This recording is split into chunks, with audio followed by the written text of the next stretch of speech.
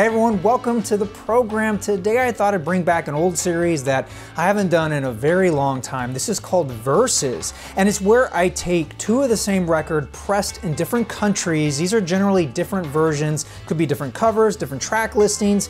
Examine these differences in order to decide which is my favorite. And today we're going to tackle the 1967 Beatles classic Magical Mystery Tour. This is UK versus USA. After recording for Sgt. Pepper's wrapped up in April of 1967, the Beatles set out on a new film project called Magical Mystery Tour. The title song was recorded between late April and early May, but further recording for the film's soundtrack was postponed until September. By November, the film was nearing completion, and the Beatles delivered 6 songs to EMI for the accompanying soundtrack, but this proved to be a problem. 6 songs were too few to make an album, and too many for an EP. The Beatles Book Monthly reported that the Beatles couldn't release a single-sided LP, nor did they have time to write more material. The article states that the plan was to release a single by the end of November and follow up with a standard EP of 4 songs with the picture book included. At one point, EMI even considered squeezing 3 songs per side on a single 7-inch that played at 33 1/3 RPM, but they scrapped this idea because it wouldn't sound good. Instead, they decided to issue the soundtrack as a double EP, the first of its kind in the UK, and also the first Beatles EP to be released in both mono and stereo. For the US, Canadian, and Mexican markets, Capitol Records wanted a 12-inch album since 7-inch EPs never caught on in North America like they did in the UK. With permission from the Beatles, Capitol took the 6 songs from the UK EP, rearranged their order a little bit, and placed them onto side 1 of the album. For side 2, they pulled songs from 3 singles released in 1967 that had yet to appear on a US album. These included Hello Goodbye, Strawberry Fields Forever, Penny Lane, Baby You're a Rich Man, and All You Need Is Love, in that order.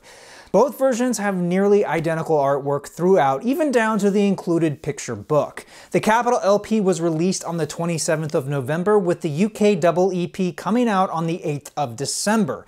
This was the last Beatles album Capitol Records offered in both stereo and mono. Even though the EP sold over 600,000 copies within a month, the American LP became a popular import, so much so that by November of 1976, EMI actually started to reissue the Capitol version in the UK.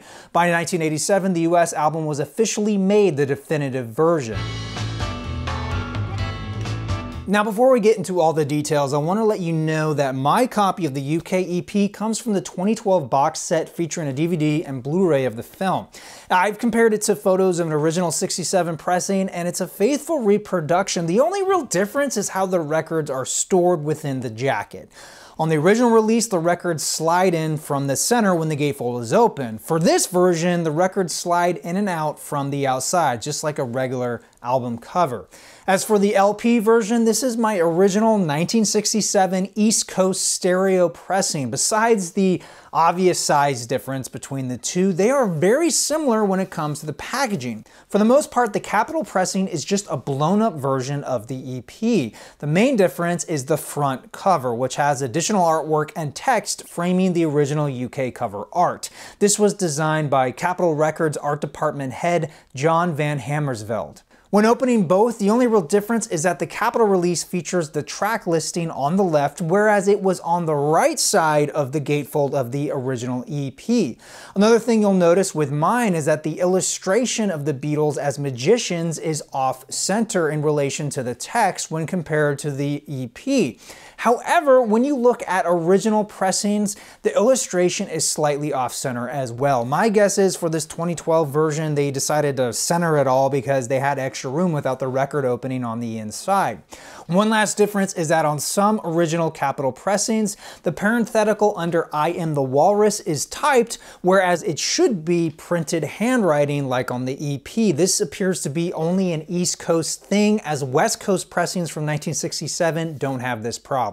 Now, flipping through the storybook, the two versions are nearly identical. The only difference is found in the middle. On the US version, we get the complete image spread across 2 pages. In the UK version, this image is interrupted by the lyric sheet. The US version solves this problem by printing the lyrics on the right side of the gatefold. The back covers for both releases are identical. Now, one drawback to the US pressing is the way the booklet is constructed. Staples hold it together and then it's glued onto the gatefold. Because of the larger format, the added weight of the paper can cause these storybooks to tear off from the cover. In my experience, it's hard to find a US copy with the booklet attached. Even this 2014 mono pressing has the same issue. Despite this flaw though, this round has to go to the US version because in this case, bigger is better when it comes to photos of the Beatles.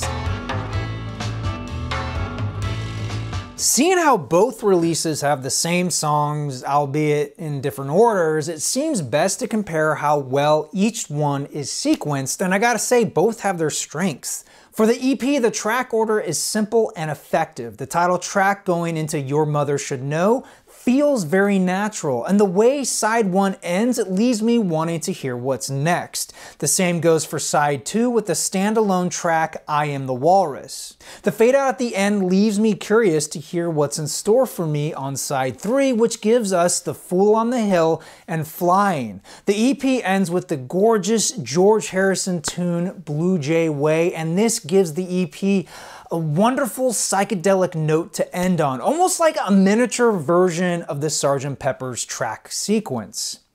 The Capitol version does something curious in my opinion. Instead of simply just dropping the EP onto side 1, they switched up the track sequence. It still starts with the title track, but then instead of Your Mother Should Know, we get side 3's The Fool on the Hill. This is followed by Flying, and the way it ends makes for a beautiful transition to Blue Jay Way, almost like it's setting up the listener for the psychedelic experience that's to follow. The next track, Your Mother Should Know, sort of brings us back to reality, but its melancholic notes makes me feel like the sonic journey has changed me somehow. And I really enjoy this theming. Side 1 ends with the fantastic Lennon pen tune I Am the Walrus. Its overall upbeat rhythm closes this side with some great energy, and the slow fade out into madness leaves me wanting to hear what comes next. Overall, excellent sequencing. And I gotta say though, if this video was purely comparing side 1 of the US version to the EP, I would have a tough time deciding which one is better. I like them both, but of course we still have one more side, and it opens with the glorious Hello Goodbye. This is a great positive way to start off this side, and it leads to the wonderful psychedelic tinge Strawberry Fields Forever.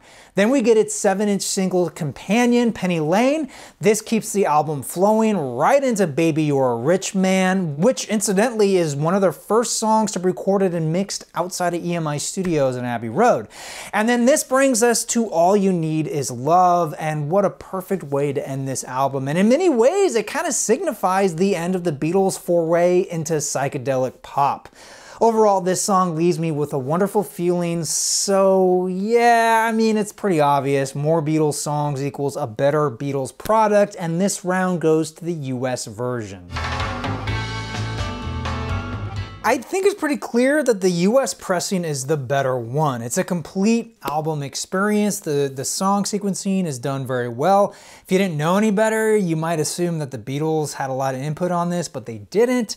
And it just goes to show you why it's become part of the official discography of the Beatles. This is what should have happened in the first place. It's just because of the time back then, it was not something that you did where you didn't often put singles onto albums. It just was frowned upon. It felt like double dipping.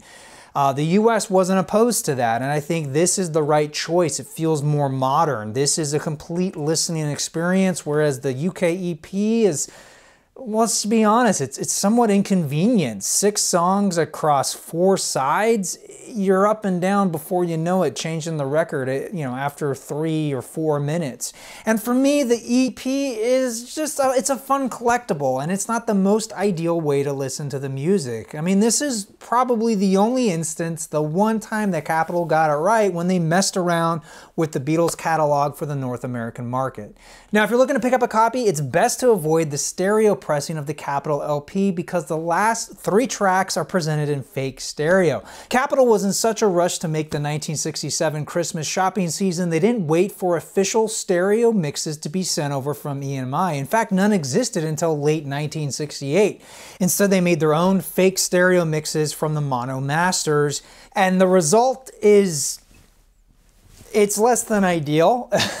It's really strange to listen to. I highly recommend you at least check it out once, but it's very jarring going from the very full sounding Strawberry Fields Forever into the tin can, echoey sound tunnel version of Penny Lane. It's just bizarre.